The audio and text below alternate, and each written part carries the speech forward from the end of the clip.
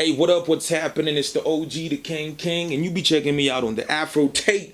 OG up in the place. Be sure to check out my album, Testimony 9090. You already know what it is. Respect.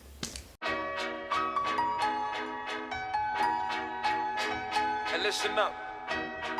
You know, sometimes people may not understand what you about. First of all, hiyo album ni kitu nimekuwa nikiwakia for a very long time, miaka kadhaa. Ana ilifika ile point, unajua before watu walikuwa wanaulizia Khaligraph Jones, where's your album, when are you releasing an album, but at this point nikafeel niko ready kuachilia project because before nilikuwa naonekana bado sikuwa nimejiestablish venye nafaa. So nikafika hapo saa hiyo nikaona basi this is the time to release an album. Na ni album ikanichukua like a lot of effort, just like I told you, imenichukua miaka kuitengeneza. Na nilirecord nyimbo over, how many songs did I record? Over 300 songs. And I had to pick the best 17 songs to fit on the album. So that goes to tell you how much effort I then put in for this particular project. Well, reason why nikaita Testimony 1990 is because for starters, watu wengi wamenijua kama Khaligraph Jones. To some people, I only popped up in the scene the other day, so hawajapata kujua ile background story yangu. So kuna nyimbo kadhaa zenye ziko in the album zenye nimeweza kuaddress some certain matters that watu hawakuwa wamejua as far as my journey with music goes. Na pia ile kuweza kushow gratitude, because wanatumia kama hii album pia ilikuwa natumia as a way of kushow gratitude to the fans for the support they've been giving me, and mpaka mahali nimefika. Na pia ile pia kwa motivate, and that's why inaitwa testimony, ni ushuhuda. Naambia, naonyesha mahali nimetoka, Mungu ameweza kunifikisha hapa mahali niko, na pia ananipeleka even further. So pia nyinyi kiaminia basi inaweza fanyika, na hence the concept of the name Testimony 1990. I'm passionate about music. Muziki naifanya kwa sababu niko na passion yake. So hata nikiwa pale kwa studio na record, sikuwa na record ile ati ndo ni record 300 songs. Mimi I was just recording randomly, na record na feel wacha ni record nyingine. Before I knew it, the songs were like 300 plus. So hapo ndo niko na okay, so with these songs that we have, wacha sasa ni pick the best, ni pick of course tulikuwa na committee ya watu ile, tukisikiza ngoma tunasema hii sahi bado. So haikuanga ni experience nimezoea, because niliambia watu even before I blew up nilikuwa nimerecord over 2000 songs before ni blow up, unaona. So 300 songs is nothing really, especially when you have your own space. Mika niko na studio yangu, I can record at whatever time I want to record. I can do whatever I want to do because ni mimi ndio na run place. So ilikuwa it wasn't a task, especially ka unapendelea kitu unafanya. So ilikuwa an experience fit. Kenya, as opposed to like countries, European countries or other countries in Africa, hiyo culture ya kununua album bado hatuna, unajua. And for a lot of times, even mimi kama saizi nimeka kwa industry, this is my first album, lakini mimi nikatoa mixtapes before, because nimetoka kwa ile background ya hip hop. Unajua hip hop ni watu kutoa mixtapes blah blah blah and all that. But unajua, even as much as your culture ya kununua albums haiko huku hivi Kenya, lazima kuna mtu aianzishe, unaona. Na saizi you find that Khaligraph is in the forefront of like the new wave, the new generation music, muziki venye tunaisukuma, the culture.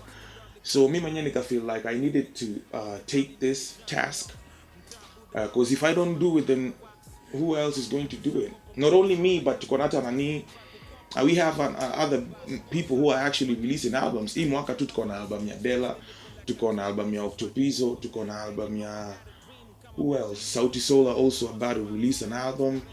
Tuko na album, wasana to album. So ni sisi, ni responsibility yetu sisi wasanii wa kizazi kipya ku ensure that hii album tumeintroduce Kenya, because this is the only way we can change the industry. Like we've been talking about how let's change the industry, let's take Kenyan music to the next level. But if you don't do these kind of things, then it's impossible for the industry to progress.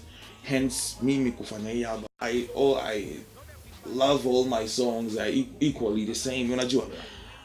But there's this song that I recorded. It's number 3 on the album, inaitwa For Life.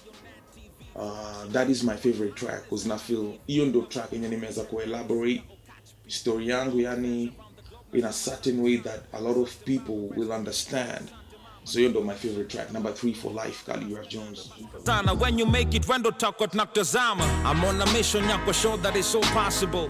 A humble nigga, but sometimes a little cocky though. Through my DMs, I rarely respond, that's a G-trend. But I couldn't help but notice this brown and requested me. Cali, can we be friends? And so I clicked on a handle, saw a couple photos cause I didn't want to gamble. Girl named Sharifa, and she ain't got a man, or she want me to take her for a trip in the van.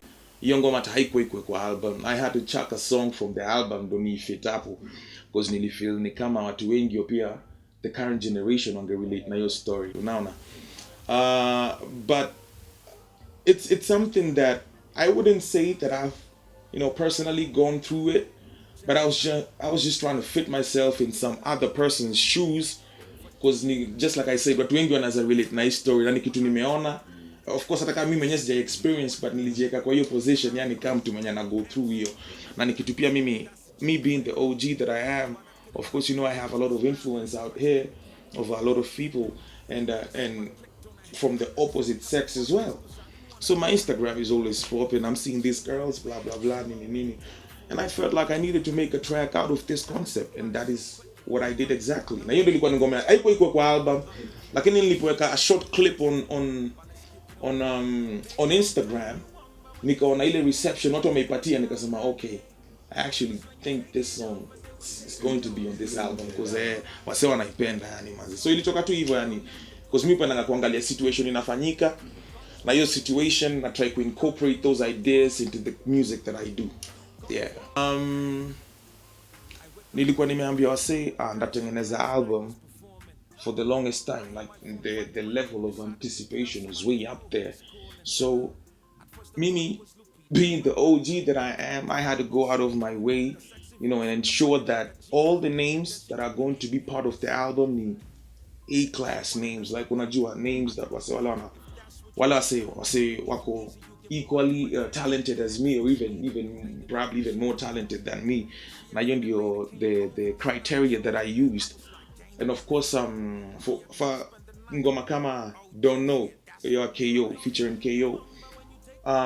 Initially, I tried to get who that was Nasty C and all those guys. I was trying to get them on the album, but kidogo na find it was a little bit difficult because of those people in between.